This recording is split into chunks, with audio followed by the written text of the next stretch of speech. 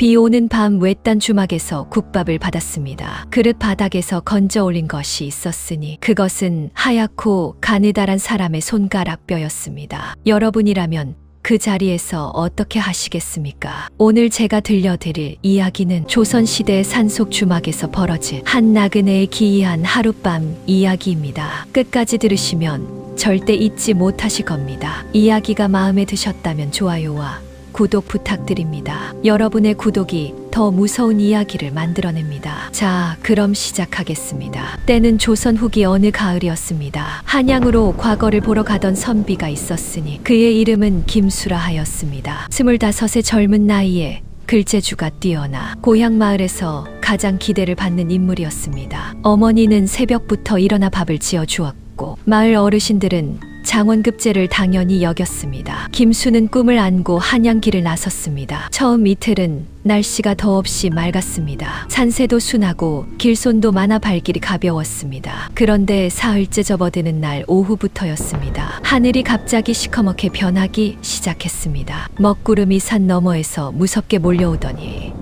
순식간에 온 하늘을 삼켜버리는 것이었습니다. 김수는 서둘러 걸음을 재촉하였으나 이내 빗줄기가 천지를 뒤덮어 버렸습니다. 번갯불이 하늘을 갈랐습니다. 그 소리가 천지를 뒤흔들었습니다. 마치 하늘이 둘로 쪼개지는 것 같았습니다. 빗줄기는 억수같이 퍼부어 내렸습니다. 앞이 한치도 보이지 않는 어둠이었습니다. 신발은 이미 진흙탕에 빠져 너덜거렸습니다. 도포 자락은 물을 머금어 천근처럼 무거웠습니다. 산짐승 울음소리가 어둠 속에서 들려왔습니다. 그것이 어떤 짐승인지는 알 수 없었습니다. 다만 크고 굶주린 무언가라는 것만 느꼈습니다. 김수는 소나무 아래 잠시 몸을 숨겼습니다. 그러나 빗줄기는 나무를 뚫고 쏟아져 내렸습니다. 다리가 후들거리고 이가 딱딱 맞부딪혔습니다. 이대로라면 동사할지도 모른다는 생각이 들었습니다. 그때였습니다. 저 멀리 숲길 끝자락에서 빛이 하나 보였습니다. 그 빛은 가물가물하게 흔들렸습니다. 도깨비 불처럼 불안하게 일렁이고 있었습니다. 그러나 김수에게는 그것이 구원처럼 보였습니다. 앞뒤 잴 것 없이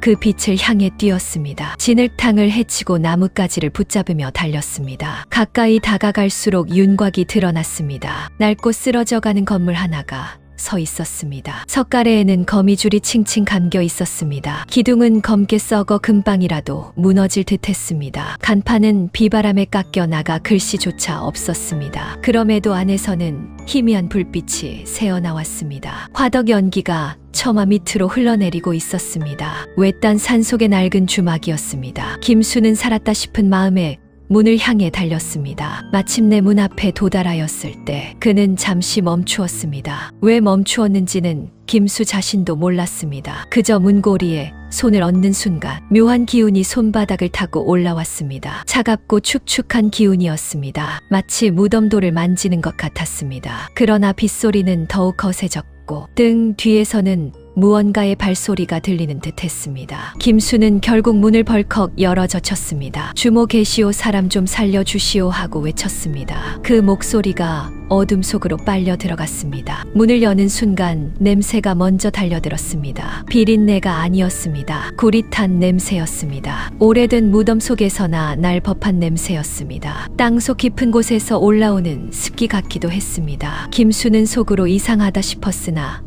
일단 들어섰습니다. 방 안에는 화덕 하나가 붉게 타오르고 있었습니다. 그 위에 커다란 가마솥이 펄펄 끓었습니다. 허연 김이 천장까지 피어올랐습니다. 끓어오르는 소리가 유난히 구슬프게 들렸습니다. 마치 무언가가 그 안에서 울부짖는 듯 했습니다. 손님은 셋이었습니다. 모두 고개를 푹 숙인 채 국밥을 먹고 있었습니다. 단 한마디도 나누지 않았습니다. 숟가락 소리만 덜컥덜컥 울렸습니다. 김수는 인사를 건넸습니다. 그러나 아무도 고개를 들지 않았습니다. 무시당하는 것인지 듣지 못하는 것인지 알 수 없었습니다. 구석에서 인기척이 났습니다. 돌아보니 주막 주인이 있었습니다. 나이는 짐작하기 어려웠습니다. 중년인 것 같기도 하고 노파인 것 같기도 했습니다. 칼을 갈고 있었습니다. 천천히 고개를 드는 그 눈빛이 번들거렸습니다. 굶주린 짐승의 눈빛이었습니다. 김수는 순간 뒷걸음치고 싶었습니다. 그러나 뒤돌아보니 문 밖은 폭우가 쏟아지고 있었습니다. 산짐승 소리가 더 가까이 들렸습니다. 나그네 어서 오게나 하고 주모가 말했습니다. 목소리는 달콤하였으나 어딘가 텅 빈 느낌이었습니다. 마치 겉모양만 사람인 것 같은 목소리였습니다. 하룻밤 묵어갈 수 있겠습니까?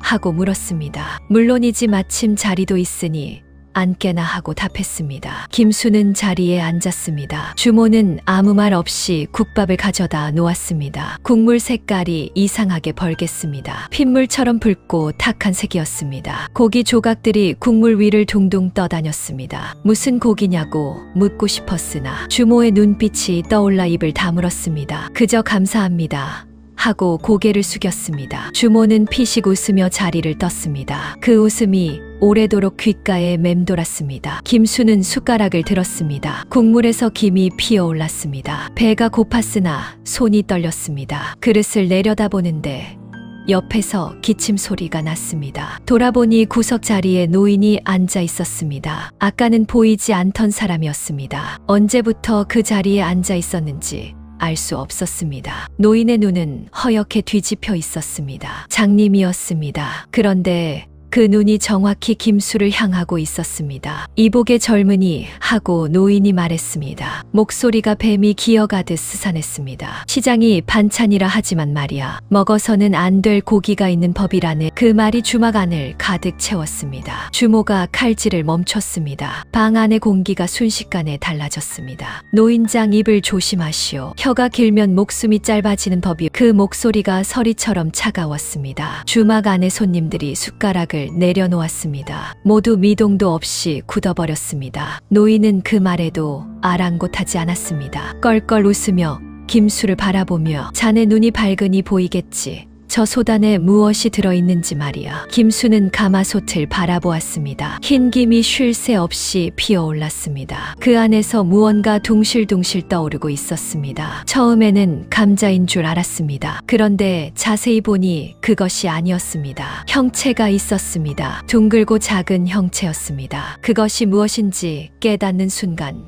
김수의 몸이 굳었습니다. 사람의 주먹이었습니다. 소단에서 사람의 주먹이 끓고 있었습니다. 비명을 지르려 했으나 목소리가 나오지 않았습니다. 몸이 돌처럼 굳어버렸습니다. 그제야 국밥 국물의 색이 왜 그토록 굵었는지 알았습니다. 그것은 핏물이었습니다. 사람의 핏물이었습니다. 노인이 다시 입을 열었습니다. 이제 곧 가마솥이 자네를 반길 것이라네. 그러더니 연기처럼 사라져 버렸습니다. 노인이 앉아있던 자리에는 아무것도 없었습니다. 처음부터 없었던 것처럼 깔끔했습니다. 김수는 정신을 차리려 했습니다. 도망쳐야 한다는 생각만이 머릿속을 채웠습니다. 그러나 주모의 눈이 자꾸 느껴졌습니다. 구석에서 자신을 계속 지켜보고 있었습니다. 들킨다면 살아남지 못할 것이 분명했습니다. 김수는 침착하게 숟가락을 들었습니다. 아무것도 모르는 척해야 했습니다. 국물을 한술 떠서 입에 넣는 척했습니다. 그런데 숟가락에 뭔가 딱딱한 것이 걸렸습니다. 그릇 바닥에서 올라온 것이었습니다. 천천히 건져 올려보았습니다. 흰색이었습니다. 가늘고 작았습니다. 마디가 있었습니다. 그것은 사람의 손가락뼈 마디였습니다. 어린아이의 것처럼 작고 연약한 뼈였습니다. 김수의 손에서 숟가락이 떨어질 뻔했습니다. 간신히 버텼습니다. 표정 하나 변하지 않으려 이를 악물었습니다. 주모가 어느새 등 뒤로 다가와 있었습니다. 귀에 대고 속삭이는 목소리가 들렸습니다. 맛이 어떠냐 하고 물었습니다. 간이 딱 맞지 않느냐 하였습니다. 그 숨결이 얼음장처럼 차가웠습니다. 소름이 전신을 훑고 지나갔습니다. 김수는 떨리는 목소리를 억누르며 답했습니다. 맛이 일품입니다요 하고 말했습니다. 평생 이런 고기는 처음 먹어봅니다 하고 덧붙였습니다. 주모가 만족스럽게 웃는 소리가 들렸습니다. 그리고 다시 구석으로 돌아갔습니다. 김수는 가슴을 쓸어내렸습니다. 그러나 안도할 틈이 없었습니다. 눈꺼풀이 무거워졌습니다. 다리에 힘이 빠지기 시작했습니다. 정신이 몽롱해졌습니다. 술을 마신 것도 아닌데 세상이 흔들렸습니다. 국밥에 무언가가 섞여 있다는 것을 깨달았습니다. 주모가 국물에 약을 탄 것이었습니다. 정신을 잃게 만드는 약이었습니다. 김수는 필사적으로 눈을 부릅떴습니다. 잠들면 안 된다는 것을 알았습니다. 그 순간 다른 손님들이 고개를 들기 시작했습니다. 하나씩 하나씩 얼굴을 들어 올렸습니다. 그리고 김수는 그 얼굴들을 보았습니다. 보고는 그 자리에서 굳어버렸습니다. 그들의 얼굴에는 눈도 코도 입도 없었습니다. 그저 매끄러운 살덩이만 붙어 있었습니다. 그들은 사람이 아니었습니다. 주모가 식칼을 들고 다가왔습니다. 탐욕스러운 미소가 얼굴을 가득 채웠습니다. 이번 고기는 아주 연하고 좋겠구나 하였습니다. 과거 급제할 머리니 맛도 각별하겠지 하였습니다. 칼날이 번쩍이며 김수의 목덜미를 향해 내려왔습니다. 그런데 바로 그 순간이었습니다. 김수의 눈빛이 달라졌습니다. 몽롱하게 풀려있던 눈이 번쩍 뜨였습니다. 입가에 기괴한 미소가 번졌습니다. 주모의 손이 순간 멈추었습니다. 뭔가 이상했습니다. 눈빛이 달랐습니다. 방금 전까지 겁에 질렸던 선비의 눈이 아니었습니다. 서늘하고 깊은 눈이었습니다. 마치 깊은 우물 같은 눈이었습니다. 주모는 당황하여 칼을 내리치려 했습니다. 그러나 김수의 손이 먼저 움직였습니다. 번개보다 빠르게 주모의 손목을 낚아챘습니다. 뼈가 부서질 듯한 힘이었습니다. 주모의 얼굴이 공포로 일그러졌습니다. 이복의 주모하고 김수가 말했습니다. 내가 여기를 왜 찾아왔는지 아는가?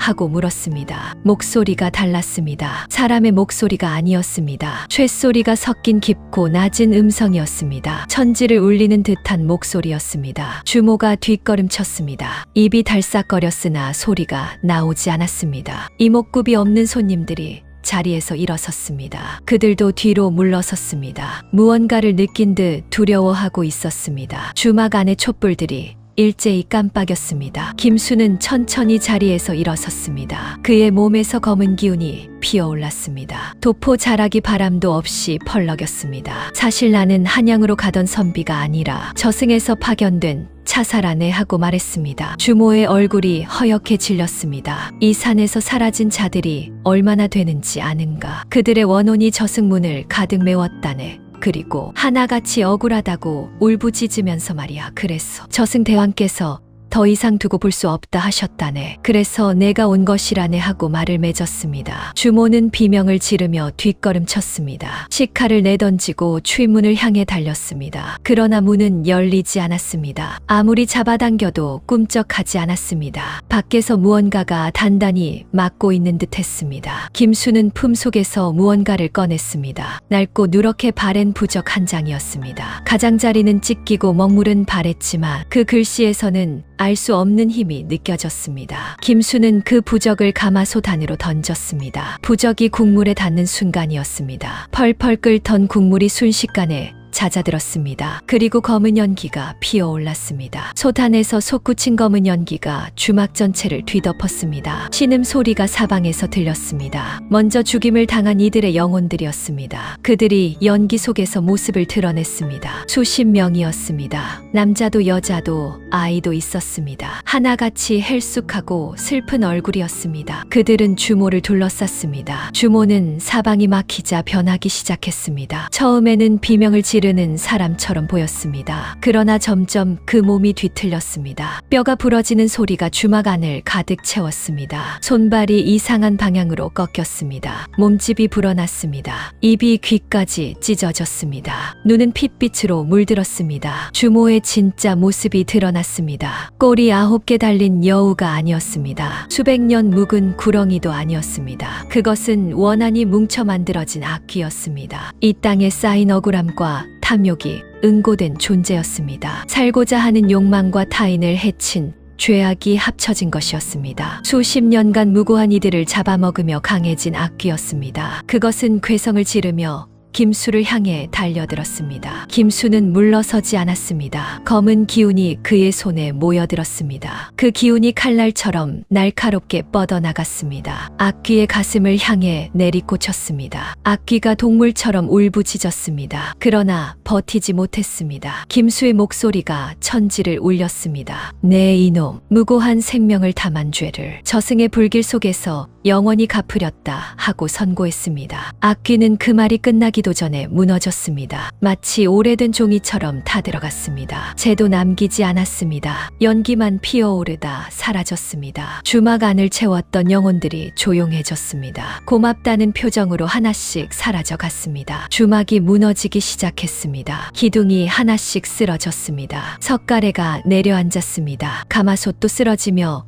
검은 국물을 쏟아냈습니다. 빗소리가 멈추었습니다. 바람도 잦아들었습니다. 온 산이 숨을 죽였습니다. 사방에 오직 고요한 정막만이 감돌았습니다. 이윽고 주막이 완전히 무너졌습니다. 먼지와 연기가 한바탕 피어올랐다. 가라앉았습니다. 그 자리에 아무것도 남지 않았습니다. 마치 처음부터 없었던 것처럼 되었습니다. 다음 날 아침이었습니다. 해가 동쪽 능선 위로 떠올랐습니다. 산새가 울고 이슬이 맺혔습니다. 마을 사람들이 산길을 지나다 발걸음을 멈추었습니다. 그 자리에 커다란 바위 하나가 있었습니다. 바위 아래에 무언가가 있었습니다. 가까이 다가가 본 사람들은 할 말을 잃었습니다. 수십 개의 해골이 가지런히 놓여 있었습니다. 하나같이 단정하게 정돈된 모습이었습니다. 마치 누군가가 정성스럽게 모아둔 것 같았습니다. 그리고 그 앞에 낡은 도포 자락 하나가 있었습니다. 바람에 나부끼고 있었습니다. 그것이 무엇인지 아는 사람은 없었습니다. 김수라는 선비를 아는 사람도 없었습니다. 그가 이 세상 사람이었는지 아니면 처음부터 저승에서 온 차사였는지 아무도 알지 못했습니다. 오늘날까지도 그 이야기는 전해집니다. 비 오는 밤 그 산길을 지나는 사람들이 말합니다. 고소한 고기 냄새가 난다고 합니다. 어디선가 국밥 끓는 소리가 들린다고 합니다. 그래서 지금도 그 길을 밤에 혼자 다니는 사람은 없습니다. 오늘 이야기는 여기서 마치겠습니다. 여러분도 비 오는 날 외딴 주막은 절대 조심하십시오. 주모가 웃으며 국밥을 내밀거든 반드시 그릇 바닥을 먼저 확인해 보십시오. 오늘 이야기가 재미있으셨다며 좋아요와 구독 부탁드립니다. 다음에는 더 소름 돋는 이야기로 찾아오겠습니다. 감사합니다.